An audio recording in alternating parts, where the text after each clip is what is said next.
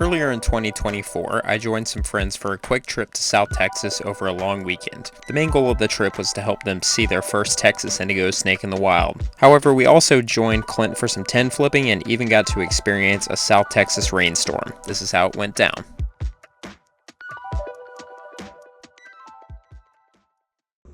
Alright guys, well the trip is off to a very weird start. I'm currently inside of our Airbnb here in Brownsville. There's like a little patio thing here, and I just found these two guys inside the Airbnb. I brought these little dudes inside where there's better lighting and acoustics, but look at that. I think these are, one of them really looks like a Hemidactylus parvimaculatus, and I can't remember the common name for them, spotted house gecko or something like that. But the one on the bottom looks like your run-of-the-mill Mediterranean gecko. So really, I'm not sure. I'm gonna get some good photos of them and send them to people who know their geckos better than me. Either way, I'm not native here in South Texas, but they seem to be doing a good job of keeping the insects off of the enclosed porch here in the Airbnb. So I'm just gonna release them where I found them. All right, here's our first find of the day. This is a clutch of Rio Grande leopard frog eggs. That's not something I've ever seen before. Pretty interesting. No snakes. It feels pretty good out here. It's nice and cloudy, but it is a little bit dry. I mean, obviously there's a big pool of water here, but hasn't rained here in what seems like a decent while, so. All right, well, there is Indigo number one for the day pretty quickly this morning. Didn't get any video of it before we grabbed it because we didn't want the first one to get away, so we'll let this guy go. Hopefully there will be plenty more to come like last time we were down here. But pretty small, what looks to be a male Texas Indigo to start off the trip. Very nice. Okay. All right, first Indigo of the day. Back to habitat. It's actually going back towards, he was coming from that way initially, but looks like that's where he wants to go. I'm not entirely sure what this is. I think it could be a cowl's eye, which is basically just a fence lizard, but certainly something we haven't seen this year, maybe not ever on the channel. So I'll definitely make sure I identify that guy properly and label it. But first lizard we've actually gotten a good look at today. Maybe it got caught out in the cold or something. It's weird. And his skin's here too, or belly scales. Yeah. It almost looks like a, I mean, maybe someone did use like a shovel to axe it right there, but very weird to see just a random dead rattlesnake. Baby.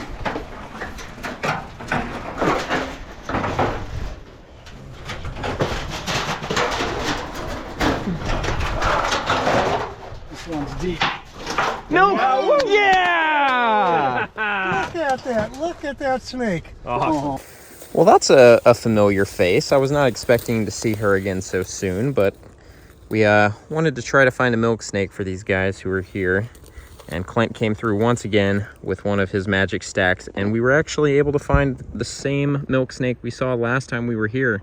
And that was a long time ago. So this really goes to show, though, that these 10 stacks are actually pretty important to these snakes' life cycles once they find them and start moving into them. If they're able to be found and bothered by people and then they return to the same stack, I mean, that shows you that they're using them for a purpose and they're not just coincidentally ending up in these stacks of what some people consider trash. But very, very gorgeous. Awesome to see a milk snake. Really a very weird day. Not many snakes, but the snakes we found have been very cool. A couple indigos, Tantilla that I didn't show because it got away, and then this. Yeah, that should work. That's good. We got our 2 targets. All right. Milk back to 10. Look at that. Perfect. Boop. I shouldn't talk about aliens while flipping. People think I'm crazy. Oh, rat snake. Nice. There's your rat snake. Baby, now we're flying. All right, well, there's our first, surprisingly, our first Great Plains rat of the trip. Last time we saw a ton of these, but so far, this has been the only one. Clint's reassembling the stack, but very cool. We're finding snakes all of a sudden, so let's keep it moving. As Armin would say. Roughly 3 days ago. The milk that we saw. Oh, there we go. Oh, look at that. Beauty. Wow. Oh my gosh. Much different color. That's a big that one, it might be ready to shed, honestly. It looks like it's shedding. Or it's close to it. Yeah, get to the bottom. There may be 2. A lot of moisture. All right, well, that is 2 milk snakes for the day. Back to back to back. This one has some incredible tangerine undertones, but it is pretty deep in shed. Should be coming out of shed fairly soon, but as of now, that snake is not looking its best. But also, you can tell that is a stunner. So much tangerine coloration in between the bands. That is just gorgeous and way bigger. Look at that belly. All right, back to the 10 with milk snake number 2. You can see a little bit of size on this guy compared to the last ones we've seen here in South Texas. There you go. There we go. All right, everybody, it is very early the next day, and we are once again out in some beautiful habitat in deep South Texas, getting ready to walk around and search for some species that we have not seen in South Texas on the channel since I started making videos. I have been in this area quite a bit over the years, but not in recent history. It's very mosquito-y and very snaky, so we're gonna walk around and see what we can see. The habitat out here is just, it's like nowhere else in the United States. Very, very special. All right, guys, well, our morning hike this morning was not productive whatsoever, but we've transitioned into good old reliable junk flipping. And there's our first snake of the day. Nice Texas patch nose snake. This is a species we saw a couple of times on the previous trip. Hopefully y'all can hear me with this wind. Very, very pretty. I mean, obviously, look at that thing. It's stunning. But a quite common snake down here in South Texas. So I'll put him back under his board and we'll keep flipping. Unfortunately, I forgot to bring my GoPro charger this trip. So yesterday I used up all my batteries. But I will keep flipping. Hopefully we'll turn up some more snakes. Very, very happy green anoles out here in South Texas. The subtropical climate is just perfect for these dudes. Look at him. This is a big male. Oh, he opened it. What is he doing? You eating something?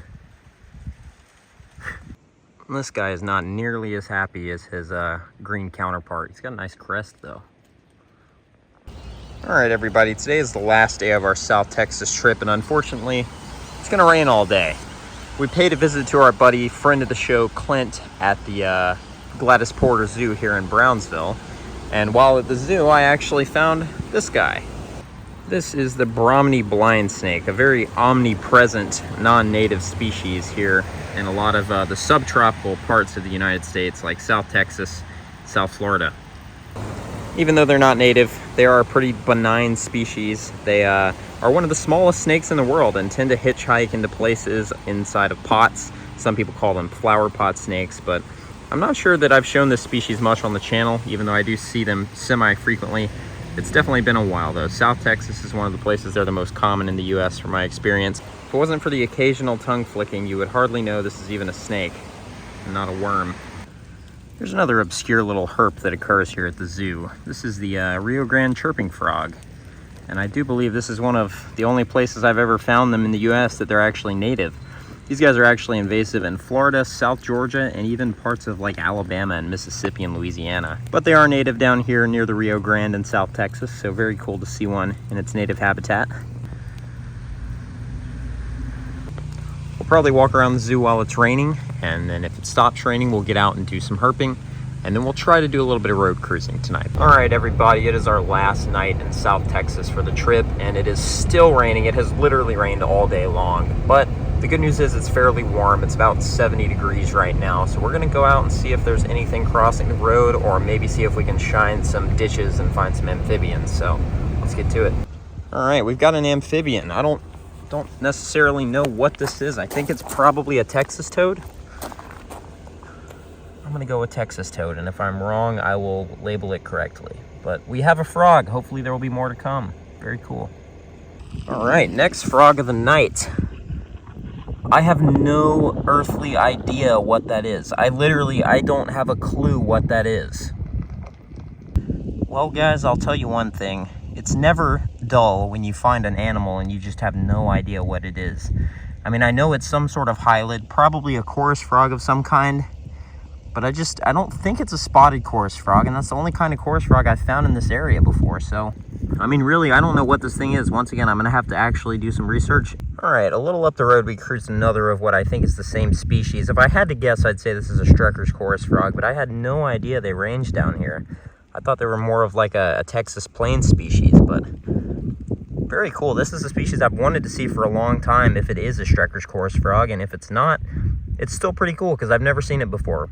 This seems to be the only species out in any numbers tonight, and we've only seen 2 of them. I'm surprised we didn't see any more toads after that first one, but it seems like there are at least a few amphibians out, so I'll let that guy keep hopping and we'll get back to cruising. All right, I have double checked, and these are in fact Strecker's chorus frogs. Look at that. That is gorgeous. He's got some green on him. Very, very cool. Seems to be one of the only things moving tonight. No way! A sheep frog! Yes! So this goofy little guy right here is one of the big things that we were hoping to see tonight, the sheep frog. And I do believe they are called that because their call kind of sounds like a sheep, but very, very cool. Narrowmouth looking a little bit bigger than a narrowmouth, but just a gorgeous frog. Very, very, very cool. Kind of like a Mexico leek. I don't know if activity is picking up or if we're just in the sweet spot here, but that makes my night for sure. So we're gonna leave this guy to it, keep cruising. Maybe we'll see another one. But the diversity out here is pretty good. We did see a DOR herder spadefoot a few minutes ago, so I would love to see one of those alive. So not a ton of frogs out, but the frogs we are finding are very quality frogs, so I'll take it. And there we go, herder spadefoot alive on the road. That is only the second time I've seen this species. Looks superficially pretty similar to Easterns, but this is in fact a different species. And here's another one right up the road. We've got 2 of them. Look at that. Very cool. And here is another one. Very, very pretty. Yellow coloration on this guy.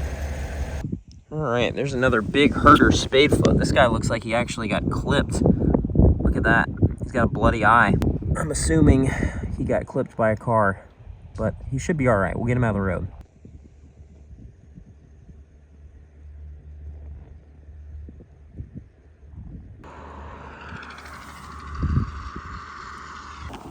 All right, the wind's picking up, but here's another Strecker's chorus frog. This one is gorgeous. He's got some red undertones. Look at this.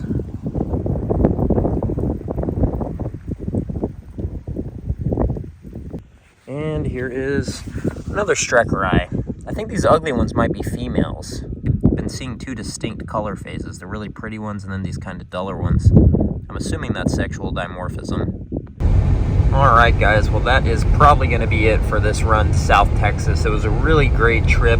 Not necessarily great on the quantity front, but we did see some milk snakes and indigos, and then of course tonight we got some very long anticipated lifer amphibians that I've wanted to see for a long time now. So we're flying out in the morning. I'm going to wrap this episode and trip up here. Thank you guys so much for watching, and I will see you all next time.